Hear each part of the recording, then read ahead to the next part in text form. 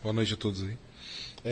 Professor, com relação à diferenciação dos três poderes, o econômico e o intelectual e o poder militar, você deu um exemplo soviético, onde o poder militar suprimiu o poder intelectual, né, criando aquela mediocridade intelectual ao ponto de ser irrisível. No caso do Brasil, né, quando teve a questão do poder militar ignorando o poder intelectual, assim, digamos assim, eles não tinham uma base intelectual. Como que se dá isso aí? Peraí, me explica melhor. É porque eu fiquei pensando assim, num paralelo seguinte. Dentro do Brasil, quando o poder militar assumiu, né, ele não teve essa. A esquerda emergiu da falta de um poder intelectual por trás que se assegurasse aquele poder militar. Então, como que se dá isso aí?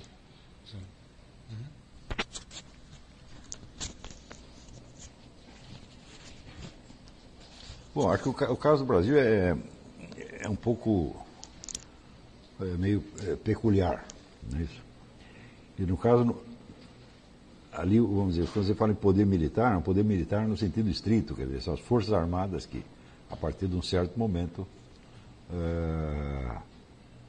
assumem o poder. Não, a preocupação central deles era de ordem econômica, quer dizer, colocar ordem na economia nacional, até certo ponto eles fizeram isso. Mas você precisa ver as características mais peculiares das Forças Armadas brasileiras, entre os quais, vamos dizer, uma terrível desconfiança dos civis. Você vê que a população brasileira confia nas Forças Armadas. Você vê que nas pesquisas mostra que das entidades consideradas mais confiáveis, a Força Armada é em primeiro lugar. Porém, a confiança não é retribuída. Né? Então, você vê que os militares, tão logo eles chegaram ao poder, eles desmantelaram praticamente a classe política. A classe política ficou sem função. A função deles era simplesmente carimbar decreto. Tá certo? E, com relação ao poder dos intelectuais, ao contrário, houve um favorecimento ao crescimento disso. Inclusive da intelectualidade esquerdista. Quer dizer, é absolutamente ridículo pretender que a intelectualidade esquerdista foi estrangulada durante o regime de 64. Não, ela foi altamente favorecida. Não é isso? Então, de certo modo, os militares criaram, vamos dizer, os seus próprios coveiros. Eu não entendo por que eles fizeram isso. Provavelmente não entendiam o que estava se passando. Você veja que, vamos dizer, a ideia dos intelectuais como força, como agentes principais do processo revolucionário, que é a ideia do Antônio Gramsci, essa ideia começa a penetrar no Brasil depois de 64, começa em 65, quando o Enio Silveira começa a publicar as obras do Antônio Gramsci e aquilo se espalha, né, entre a intelectualidade comunista como uma epidemia. E daquele período, então, data o início da ocupação de espaços, que é um termo do próprio Gramsci, né, que se desenrolou com um sucesso extraordinário. Um exemplo característico é a Cátedra de Educação Moral e Cívica, que foi criada pelo próprio governo, que foi instantaneamente, todas as cátedras foram ocupadas por pessoal ou do partido, ou trotskistas, ou maoístas, ou coisa assim, mas que o governo criou instrumentos para a propaganda comunista. Né? Então, lá, vou dizer, um caso peculiar em que, por uma cegueira total, o poder militar cria os seus próprios antagonistas e os favorece. Sem contar, vamos dizer, você vê, do ponto de vista de guerra ideológica, os militares não fizeram nada, absolutamente nada. Se você procurar, vamos ver um filminho anticomunista que eles tenham feito. Não fizeram. Não tem um cartaz anticomunista, não tem nada. Eu acho que, em parte, é por causa da mentalidade um pouco positivista que os caras tinham, né? Da ideia da tecnocracia, quer dizer, uma administração apolítica, uma administração constituída de militares e técnicos apolíticos. Né? Pelo menos eles gostavam de ter esta imagem. Por outro lado, você tem no estudo do Ricardo Vélez Rodrigues, que é um estudioso venezuelano que vive no Brasil, e ele mostra como a intelectualidade esquerdista foi favorecida nas universidades, ao mesmo tempo em que o que pudesse existir de intelectualidade conservadora foi sendo colocado para fora da mídia, fora das universidades. Quer dizer, em vez o establishment militar criar uma classe política e uma intelectualidade que o sustentasse, fez o contrário. Isso só podia acontecer no Brasil, não tem explicação uma coisa dessa. E negócio de Antônio Gramsci, eu lembro, em 1993 eu publiquei um livro sobre Antônio Gramsci. A primeira reação militar veio 8 anos depois, quer dizer, um general que leu aquilo e falou, existe mesmo esse negócio. Daí o general Sérgio Coutinho começou a estudar o assunto e publicou 2 livros, aliás, excelentes, mas tudo isso com 20, 30 anos de atraso. Quer dizer, aí que eles foram entender o que aconteceu. Quer dizer, a recusa de entrar na guerra ideológica foi um negócio, uma das características mais marcantes do governo militar brasileiro. Sobretudo, eles combatiam a guerrilha, mas tratavam a guerrilha como se fosse criminalidade comum. Quer dizer, limpava o aspecto ideológico. Não se falava em comunismo. Caos. Hã? Eles só queriam tirar o caos. Tirar o caos. Eles tratavam como se fosse um problema policial.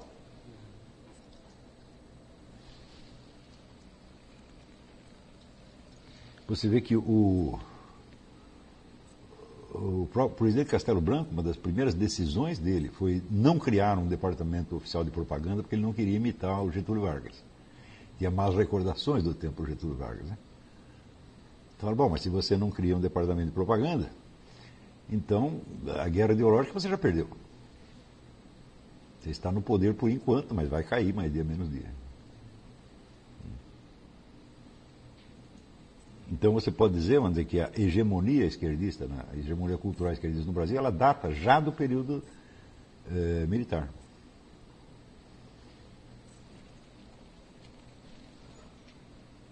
Outra pergunta?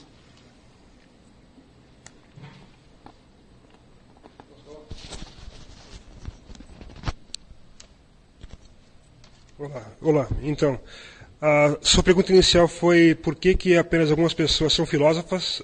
Aí você até falou que podia ser até um escravo, quer dizer, desde um escravo até um rei, e por que o resto das pessoas nem tem a coragem de ousar ser filósofas, né?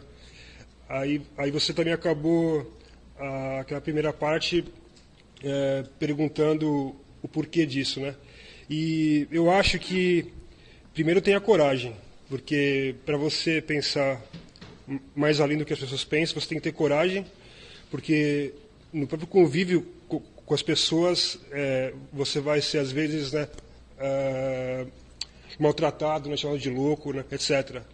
E também, acho que o principal motivo é porque se você não ousar pensar, não ousar, né, enfrentar essas suas ideias que vêm, digamos, em você, mesmo que você não queira, se você não ousar pensar mais que os demais, você vai se sentir pior do que se você, digamos, enfrentar as pessoas em geral e as questões que você tem. Então, acho que eu falei bem, né? Quer dizer,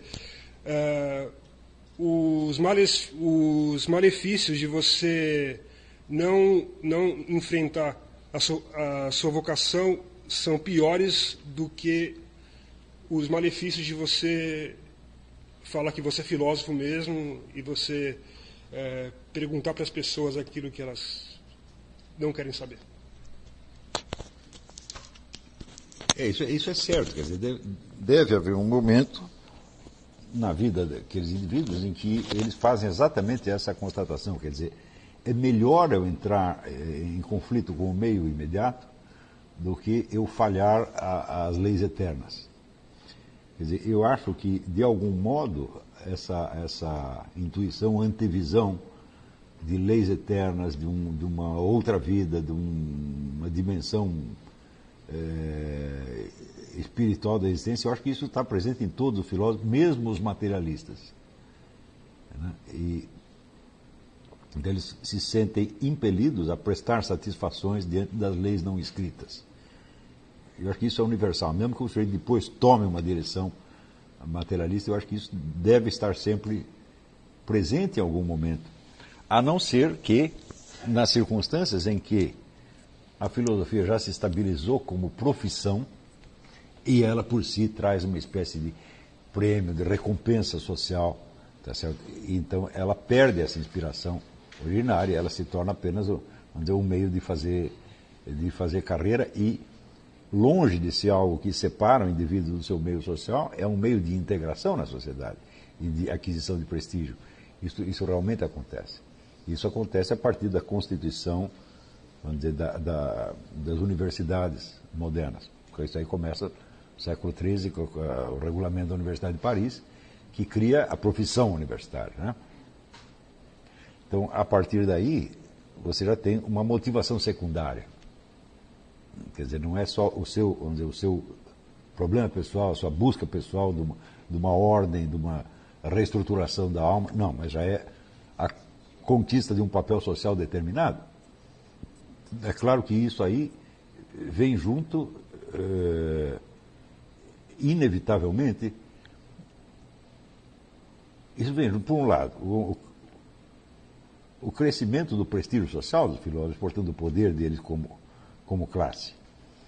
E, por outro lado, isso vem também junto com a noção de uma ortodoxia, quer dizer, de um pensamento dominante que todo mundo tem que seguir.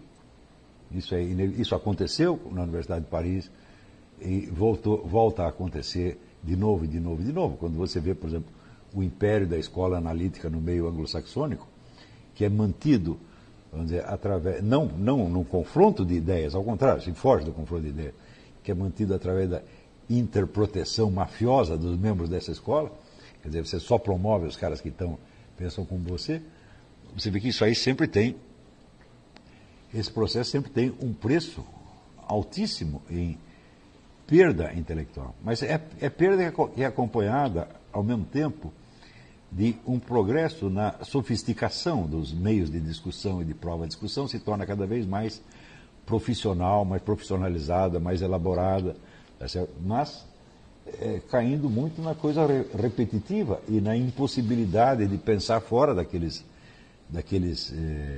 esquemas.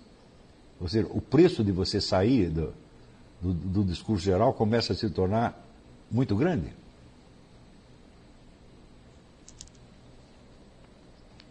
Mais alguma pergunta aqui?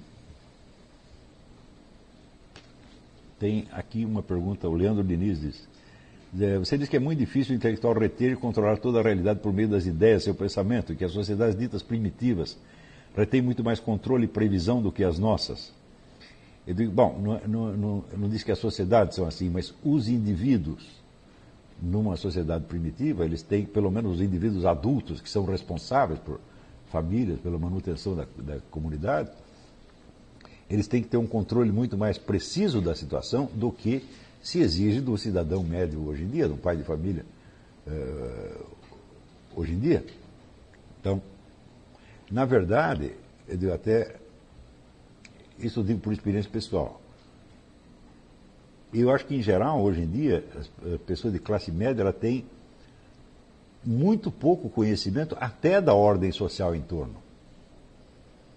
Eles não sabem como a sociedade funciona. E no Brasil isso chega às dimensões do alucinante, porque a sociedade é caótica, você não sabe qual é a conduta que vai ser aprovada, qual que não vai ser. Então, no Brasil, de certo modo, todo mundo é um pouco desajustado, tá certo? E intimidado pela sociedade. Aqui nos Estados Unidos a sociedade é mais clara, você já tem, vamos dizer, usos e costumes estabelecidos. Por exemplo, você sabe o que você não deve falar em certos meios, né? E no Brasil, não. Aqui você pode prever como as pessoas vão reagir, né, ao que você diz. Você sabe que certas coisas você só pode falar em certos lugares, em outros não. No Brasil não tem isso. A coisa é mais ou menos imprevisível. Então você fica um pouco, vamos dizer, à mercê de uma comunidade caótica, né? Então, para o indivíduo entender a sociedade brasileira, eu digo, bom, é uma vida inteira. E você acaba não entendendo mesmo, porque ela muda rapidamente. Então, você vive num terreno deslizante, né? Você escorrega muito. E isso faz com que as pessoas tenham medo da sociedade. Né? Então, não consigam amadurecer direito, sendo sempre dependentes, estão sempre buscando o apoio dos outros. Né? As identidades não se constituem de uma maneira muito clara. Você tem um problema de carência afetiva, de necessidade de apoio, que é uma coisa incrível no brasileiro. Né? Isso é, quanto menos claras são as leis de aprovação e desaprovação de condutas sociais, mais dependente o sujeito se torna. Porque se você vê, olha, as leis aqui são essas, as normas são essas, tá certo? Bom, você sempre, como você consegue enxergar aquilo como um todo, você pode divergir. E você pode lutar contra aquilo. Mas se as leis, os critérios mudam do dia para a noite e é tudo imprevisível, então você está sempre à mercê da sociedade. Quer dizer, o indivíduo, para se levantar intelectualmente, para adquirir uma independência intelectual no Brasil, é quase impossível. Então é por isso mesmo que a intelectualidade lá, ela também é assim. É o fenômeno, o que eu chamei o fenômeno do imbecil coletivo, é exatamente isso. Quer dizer, a intelectualidade brasileira é o imbecil coletivo. São pessoas que falam a mesma estupidez, que todo mundo repete a mesma coisa. Não é uma questão, como você vê aqui, por exemplo, de um conjunto de hábitos intelectuais que estão consolidados e que todo mundo conhece. Não é. No Brasil é mais uma questão de simpatia ou antipatia pessoal. E essa simpatia ou antipatia pessoal, ela é concedida em termos, vamos dizer, de uma emocionalidade muito intensa. Você desagrada as pessoas, elas acham que você é mau. E começam a especular coisas terríveis a seu respeito, inventar historinhas. Não é isso? Isso acontece comigo. Um monte de historinha que circula a meu respeito é um negócio incrível, incrível, incrível. Eu começo a imaginar você como se você fosse, sei lá, um poder internacional. Então, é claro que tudo isso aí é sinal de imaturidade, de uma insuficiência humana muito grave. Porque as pessoas elas têm realmente... Dificilmente você vai encontrar uma sociedade onde o medo não motivado por ameaças reais, esteja tão disseminado quanto no Brasil. A pessoa tem muito... No Brasil a pessoa tem medo de olhares. Né? Por exemplo, se falam mal de você, o sujeito acha que ele está sendo crucificado. Né? O Aristóteles já dizia, a palavra cão não morde. Quer dizer, enquanto estiver apenas falando mal de mim, está tudo bem. Na hora que começar a me bater, me dar tiro, eu vou começar a me preocupar. Né? Você não vê a declaração do Lula? Levei mais chibatadas do que Jesus Cristo? Eu digo, me mostra aí uma nas suas costas. Não tem nenhuma. Quer dizer que falaram alguma coisa dele? Falaram muito mais mal de mim, mas eu não sinto que eu fui chicoteado. Quantas vezes eu não recebi cartas de pessoas dizendo, mas se eu disser certas coisas, eles vão acabar comigo. Eu digo, o que eles vão fazer com você? Vão bater em você? Te matar? Não. Daí eu não vou ser mais promovido no meu emprego. Né?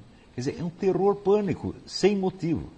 As pessoas têm mais medo dessas coisas do que de levar um tiro no meio da rua, que é um risco muito maior, porque você tem bala perdida para qualquer lugar, são 70 mil homicídios por ano. Quer dizer, o medo físico no Brasil não se compara ao medo social, ao medo da desaprovação. Não é isso? Agora, se você testar, espera aí, de quanto de aprovação eu preciso? Quantas pessoas eu preciso que gostem de mim? Você vê que é um número, para você se dar bem na vida, basta um certo número de pessoas, pequeno, gostar de você. Não precisa que todo mundo te aprove, né? Mas, no Brasil, esse terror da desaprovação, eu acho que é o principal fator de emburrecimento. Mas daí continua aqui a pergunta. Não seria uma qualidade das civilizações de tipo egípcia lidar com todo o extrato humano simbolicamente? As ideias me parecem mais restritivas do que os símbolos, e por lidar com esses símbolos, creio que podemos traçar a maior duração dessas civilizações. Eu não sei se eu entendi direito a pergunta. Mas olha, em toda a sociedade você tem assim, um grupo de pessoas que estão ocupadas com a subsistência da sociedade.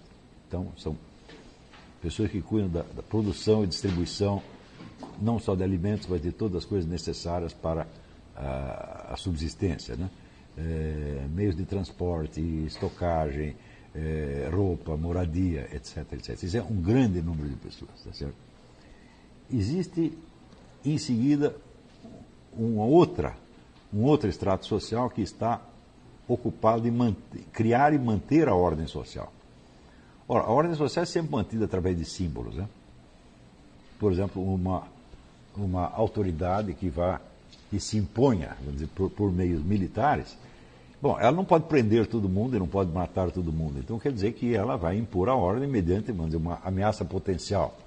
Essa ameaça potencial é, evidentemente, um símbolo. Desta camada também fazem parte os educadores, quer dizer, aqueles que ensinam as pessoas a se manter dentro da conduta que seja desejável para a ordem social. Então, essas duas camadas de pessoas, elas sempre existem em todo lugar. E existem também, vamos dizer, o que poderíamos chamar os intelectuais, os filósofos. Filósofos como uma parte dos intelectuais.